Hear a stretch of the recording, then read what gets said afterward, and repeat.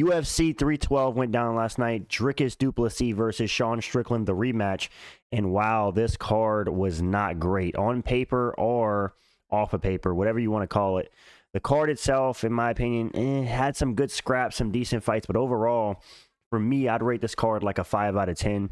Dricus Du Plessis showed out, and Zhang Weili showed out, as I predicted so. But, yeah, let's recap the entire card, starting off with that main event. Dricus Du Plessis dominates Sean Strickland with a 50-45, 50-45, and 49-46. And, yeah, man, I called this.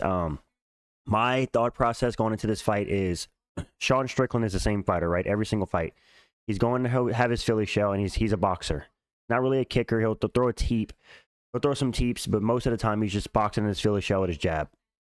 And Dricus, who's known to be a very smart fighter, I said that he would come into this fight with a different game plan and he would beat Strickland handily, and that's exactly what happened. Dricus came with a kick-heavy, spamming kicks game plan, which is very smart. Kick the boxer, because Sean Strickland, I already knew he was going to struggle with the kicks of Du Plessis. Once I saw Dricus had a kick-heavy approach, I thought that he had this fight in the bag, because Sean Strickland just coming forward with his Philly shell, it wasn't going to be enough to beat a guy like Dricus, who's so dynamic, who can grapple on the ground, who can wrestle, who can kick, who can strike. So, yeah, it looked like Sean Strickland came in the fight as a boxer and Dricus came in as a mixed martial artist. And that's exactly what we saw. Dricus easily won the last 3 rounds, dominated Sean Strickland in those rounds. I think it was round 2, 1 or 2 that you maybe could have gave Strickland, but overall, it was complete domination by DDP. And yeah, man, Sean Strickland, he's never going to be I don't think he gets another title shot, but he's never going to beat these guys at the top if he doesn't, I guess, expand his arsenal. And I don't think he can, because he's been sparring so long with this same style that it's like ingrained into him. It's like a tattoo on his forehead. Like, his style will always be that, in my opinion, because he's sparred for probably thousands of hours at this point with that same style. So for him to try and go at nearly age 34 and make a change to his style is going to be nearly impossible. But, yeah, man, Dricus showed he was a mixed martial artist, and Strickland showed that he was there to teep and jab for 5 rounds, and it didn't work out this time, and I predicted it wouldn't. Dricus popped Strickland's head back with a right hand, I believe, in round 4 that broke Strickland's nose. I thought the fight was over right here. Strickland started grabbing his nose. Blood's pouring out of his face. He's trying to reset his nose. And Dricus Du Plessis pushing the action, got excited, tried to get the finish, but Strickland, respect to him, tough as nails. Even in the face of a broken nose, he didn't give up, although he was getting dominated, and he made it to the final bell. But man, whenever Dricus originally cracked his nose, I was like, yep, this is it. This is Rory McDonald versus Robbie Lawler 2.0. Strickland's going to get hit in the nose. He's going to go down. But apparently in his corner in round 5, he was able to reset it and make it to the end of the fight. But Sean Strickland didn't, like, although I knew Dricus was going to win, or I predicted he was going to win, Sean Strickland didn't exactly look like himself. I don't know. He seemed slower out there. And maybe that's Dricus making him look that way, making him look slower. But I saw Sean Strickland, his style just didn't seem as effective. I know he had staph on his left arm. He downplayed it. But it seemed like he wasn't, like, I don't know. He wasn't, I can't explain it. If you know, you know. Seemed like he wasn't throwing as many jabs and teeps, I guess you could say. He was a lot lighter on the teeps for whatever reason. Sean Strickland was not lifting his leg up as much as he normally does in every other fight, and I don't think that would have made a difference. I think Dricus, like I said, Dricus came to a mixed martial arts fight, and Sean Strickland came into a boxing match, and it was never going to end well for him. And yeah, man, this rivalry is over. Dricus Du Plessis proved to be the better fighter over 2 fights, especially winning definitively in the second fight. This almost reminds me of Max versus Volkanovski. Volkanovski, after a close fight in the second fight, in the third fight, he brutalized Max Holloway. This was very similar for me. Got Strickland up, busted his nose, just beat him pillar to post. And Sean Strickland was making fun of Dricus for the first fight on how his face looked. Look at Sean Strickland's face this fight versus Dricus. Dricus almost looked like he didn't even get in the fight. And Sean Strickland looked like he got hit in the face with a baseball bat. But either way, this fight, I don't know if I would say it was exciting, because it was just a one-sided beatdown, but it was interesting to see it unfold. I thought Dricus was going to get the finish in the 4th, as I said. Going forward, I would like to see Dricus Du Plessis face Hamzat, which I did. I do think at the post-fight press conference, he did clarify that he wants to fight Hamzat next. Despite calling out Poatan, he said Hamzat is next. And for Strickland, man, what do you do with Strickland? Do you give him a Robert Whittaker matchup, Cal Baraujo, a Izzy rematch, a Mavov rematch? Strickland has unlimited options, but he's going to need to take a lot of time off. Strickland probably should take at least 6 months off to heal his nose. And yeah, good scrap in the main event, but it was a one-sided beatdown, and Dricus was swinging the hammer. So yeah, I got that fight correct. Let's get on to that co-main event where Zhang Weili dominated Tatiana Suarez. Listen, I picked Tatiana Suarez by decision. And look, I actually switched my pick last minute, which was dumb. Looking back at it, this was a dumb pick. Tatiana Suarez, known as like the female Habib of the women's weight divisions. I mean, she went 1 for 15 on takedowns. Zhang Weili just outstruck her, outgrappled her in moments, and just beat her pillar to post. This was an absolute beatdown. I think it was 49-45, 49-45, and maybe 49-46, something like that. But yeah, Tatiana Suarez proved she was a one-trick pony without the takedowns. Her striking is quite embarrassing. So she was never going to win this fight against Zhang Weili if she wasn't able to get the grappling going. And I thought she would be able to. I thought she would take Zhang Weili down round after round, and she would just out-grapple her, and that would pretty much be the whole fight. That's why I picked her by decision. I thought maybe Zhang Weili could steal a couple rounds, but no. Zhang Weili showed that she's just that level, and she pretty much just beat up on Tatiana Suarez for 4 rounds straight. After the first round, which Tatiana Suarez had some success in the grappling, after that, it was pretty much one-way traffic for Zhang Weili, and one of the judges gave it a 10-8 in the last round, or 2 judges gave it a 10-8. She was just beating up Suarez. Suarez had no offense, and I'd say the biggest letdown from this fight was Suarez's gas tank. She seemed to gas out, and I guess whenever you're wrestling that heavy, and you don't get the takedowns, you're definitely going to get gas and get winded. So I guess ultimately that is what happened. But yeah, Tatiana Suarez came in as a one-trick wrestling pony, and Zhang Weili came in as a mixed martial artist, and it showed in the fight. Zhang Weili retained her belt, second title defense. She just needs to be more active, man. Why is she taking a year off of her career for no reason at 35 years old, 34 years old? We want to see these people more active. I am happy that Tatiana Suarez lost in a way, because I don't want to see a champion. I mean, granted, it is WMMA, but in general, I don't want to see a champion defending their belt once every 14 months. Like, what is Zhang Weili doing? Why did she take off 9 to 10 months since her last fight? Let's see Zhang Weili back in there in the summertime, or even in like April, May. Like, why do we need to take off half our career whenever we're getting this old? But yeah, good win for Zhang Weili. She wants to face Shevchenko next. Maybe I think Shevchenko should face Manon Fiorot, but good dominated win for Zhang Weili. In the feature fight, we had Talison Teixeira knocking out Justin Tafa with ease in 35 seconds. Now, I picked Justin Tafa to win this fight by KO. I should have known. He's terrible. I forgot that he got KO'd by Jorgen De Castro back in the day, bum rushing in. And yeah, this is a really easy win for Talison Teixeira, who's only 24 years old in the heavyweight division, 6'7". Man, if this guy's well-rounded, he's going to be able to put some impressive stuff together in the UFC. 6'7", dangerous. How does his grappling look, though? But this guy probably won't even have to worry about the grappling, because he's going to be outsizing most of his opponents, and he's going to have the reach advantage and the leg kick advantage and everything. This guy is insane, and I should have known going in. I should have picked him. I didn't really watch any tape on him. I saw the one knockout he had on Dana White's Contender Series. And yeah, he went in there, steamrolled Justin Tafa, cracked him. Justin Tafa covered up, and he just started unloading on him. Ref stops it, and then Justin Tafa calls that it's an early stoppage. I thought that was a bit weird. It was clearly not an early stoppage. Justin Tafa was literally like hands on his head, begging for his life. And then whenever the ref stops it, he's like, "Hey, come on, man, let me keep fighting." No. Honestly, do you cut Justin Tafa after this? He's 7-5 in his MMA career, and I'm pretty sure he has a negative record in the UFC. And for Talison Teixeira, man, this kid's future's bright. 24 years old. I mean, even if this guy were to take a loss, it might even help build him. But I don't know, man. A 24-year-old heavyweight is unheard of. If you guys know, heavyweights typically come into UFC like 30, 34, 36. This guy's 24. That is unheard of a heavyweight. This guy has a bright future, and he's just going to be having a field day beating up on all these blobs. And his first stop on the blob train was Justin Tafa, and he passed it with ease, man. Shout out to Talison Teixeira getting it done by a first-round KO. Let's get on to the next fight, which was Jimmy Crute versus Adolfo Palazzo. Now, Jimmy Crute, this was supposed to be his big comeback. This is supposed to be the best he's looked in years, and Jimmy Crute hasn't won a fight since 2025, and that remains true 2020, I mean, not 2025.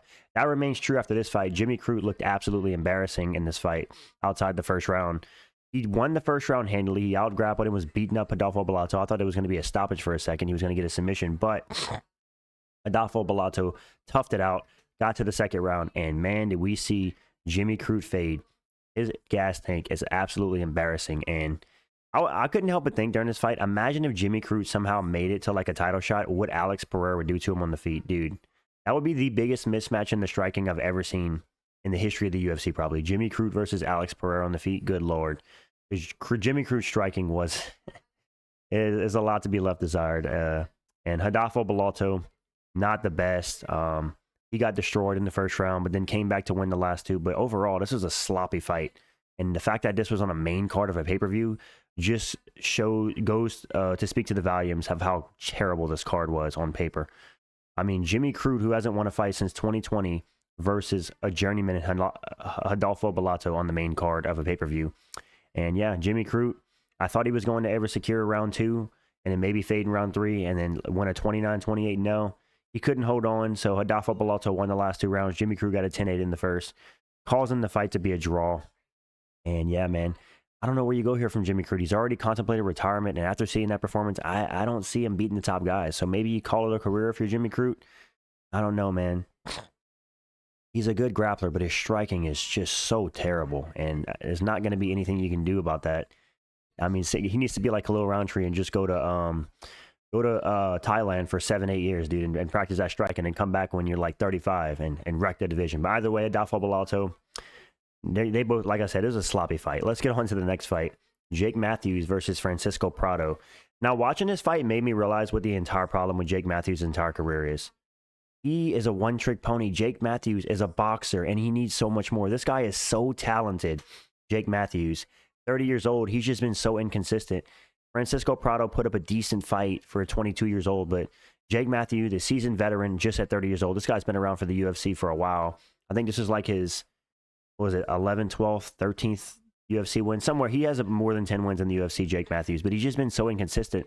And it's because he's a boxer, man. He needs to be a mixed martial artist. I mean, Jake Matthews is Sean Strickland maxing, just boxing it up. And I don't think you can get to the top of the UFC just being a boxer. It's not going to happen. It never will happen. No, I'm joking. It can happen, but you need to be a mixed martial artist. Look at Dricus. He came into the fight with Sean Strickland, spamming kicks, kicking the boxer, and it was very smart. If you mix it up against Jake Matthews and the striking, you're going to beat him because all he has is boxing. And the second you're able to not be in boxing range, you're going to be able to piece him up on the feet. But Francisco Prado ultimately was the one that got pieced up over 3 rounds. Jake Matthews won a 30-27 across the board. He looked great in this fight, but like I said, man, I want to see, even the commentary was saying it, and I couldn't agree more. I want to see more kicks out of Jake Matthews. If he added kicks into his arsenal and maybe even some takedowns, who knows how good this guy can be. The sky's the limit. He's only 30 years old, and I'm only being critical of Jake Matthews because he's been so inconsistent in his career, and I want to see this guy succeed. He's so talented, but just being a boxer in every fight is not going to get it done, man. You have to have more than that. A good win by Jake Matthews. He just boxed up Francisco Prado over 3 rounds and easily secured the unanimous decision. Let's get on to the next fight, which was Jack Jenkins versus Gabriel Santos. I picked Jack Jenkins in this fight, but Jack Jenkins just got outworked, outgrappled, outstruck, and beat up in the fight. Gabriel Santos easily won this fight, got the submission in the third. I was very disappointed in Jack Jenkins. I thought he was going to be able to get it done, but no. He looked sloppy on the feet. He just looked outgunned. And let me just say, maybe if he wouldn't have shaved his mullet, he would have had more aura because no mullet Jack Jenkins was always going to lose this fight. That's the only reason Gabriel Santos got the submission, because Jack Jenkins didn't have a mullet. No, I'm joking. Gabriel Santos, good win. Outstruck and outworked Jack Jenkins to eventually get a submission in the third. Yeah, not much else to say about this fight. Let's get on to the next one, which was Tom Nolan versus Vyacheslav Borshev, and Santa Claus versus Tom Nolan. And I did pick Tom Nolan to win, and he did win. By the way, I went 6-6 on this card. Not the best on predictions, but it is what it is. Can't win them all. At least I didn't go negative, right? Tom Nolan beats Vyacheslav Borshev, we'll call him Santa. He beats Santa Claus by a decision, and yeah, Tom Nolan just outworked him. And Tom Nolan, man, is this guy Tony Ferguson maxing? He was on the bottom at one point in round 2 or round 3. against Vyashev Borshev, and he was getting hammered by elbow. I mean, he was hammering elbows into Santa, and he was busting him up, man. That's how you do damage from the bottom. A lot of guys just accept bottom position while the guy's just laying on him. Throw out some elbows, man. Throw out some offense. And he did, and he was beating up Borshev from the bottom, and it was very impressive. So, yeah, not much else to say about this fight. Tom Nolan just outworked and outstruck Borshev, and even when on the bottom, he was winning the fight. So, yeah, a good win for Tom Nolan. He gets it done by unanimous decision. Let's get on to the next fight. Hong Kong versus Bruna Brazil. Not much to say about this fight. Bruna Brazil looked extremely embarrassing in this fight. Bruna Brazil is everything wrong with women's MMA. She was Holly Holm-Maxon, just not wanting to do anything outside of try to clinch and not throwing any strikes. I mean, look at her strikes. 31 total strikes in a 15-minute fight is insane. Wong Kong tripled her on strikes. 104 strikes. Easy win for Wong Kong. Comes back, gets a unanimous decision. Not much else to say about this fight. Bruna Brazil is embarrassing. WMMA sucks. Kobe Thickness versus Alexandre Topuria. Man, I don't know if I'm the only one, but I was impressed by Ilya Topuria's brother.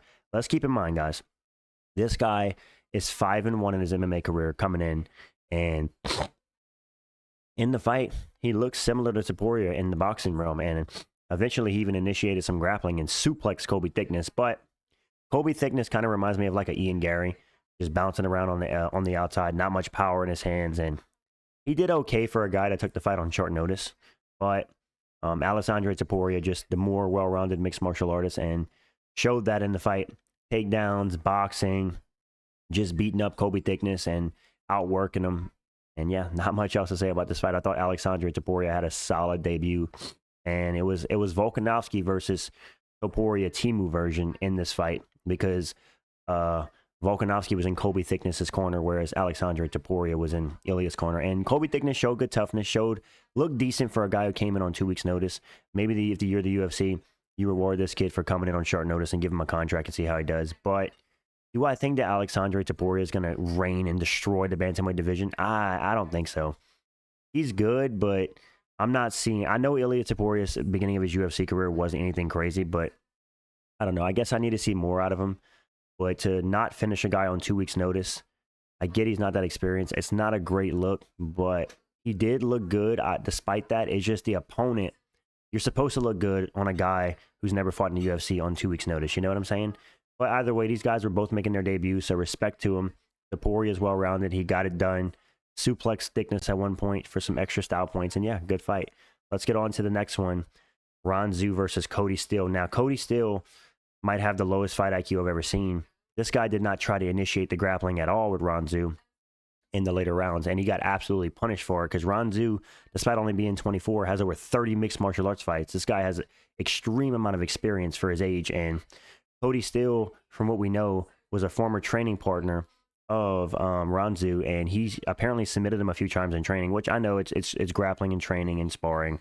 It's not going to be indicative of the fight, but Cody Steele just went out there to throw haymakers. He was trying to look like prime Josh Emmett out there, throwing big meaty hooks, trying to knock out Ron Zhu, and it just didn't work out for him. He eventually, in the second and third round, got absolutely pieced up by Ron Zhu, and Ron Zhu was just teeing off and beating him up, made Steele look silly in the striking. And although Steele looked like he was having fun in there, it's like, come on, man, you're an undefeated fighter. Why throw away your undefeated record trying to be Mr. Flashy and trying to swing for the fences and get a knockout? And that was never going to work. Ron Zhu just out-techniqued him on the feet to a unanimous decision, beat him up in the second and third round.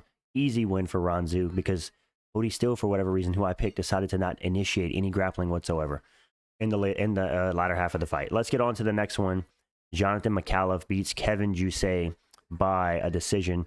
And man, Jonathan McAuliffe was spamming head kicks against Jusay over and over, and Jusay was just kind of taking it. Like, Jonathan McAuliffe, it felt like, landed like 8 or 9 head kicks on Jusay. Although most of them were not clean, he just kept like Jusay like halfway blocked it, but like wouldn't commit to blocking it, almost like he was scared to block the head kick. And so Jonathan McAuliffe just kept blasting the head kick, and that was the story of this fight. Kevin Jusay just getting outstruck and out head kicked. Out head kick is funny. Just getting head kicked over and over by Jonathan McAuliffe. And yeah, Jonathan McAuliffe just looked to be the better fighter out there, the better striker, and he beats up Kevin Jusay over 3 rounds and gets the decision victory. Yeah. Have you guys heard Jonathan McAuliffe's accent? I don't know. For his face, he has such a funny Australian accent. Go watch this guy talk. I don't know. It made me giggle whenever I heard this guy talking up in the lead up to the fight. And let's get on to the last fight on the card, or the first one, should I say. The GOAT, Anshul Jubli, got KO'd in the first fight of the card by Quinlan Salkield. And man, let me just say, for Anshul Jubli, do you just call it a career at this point?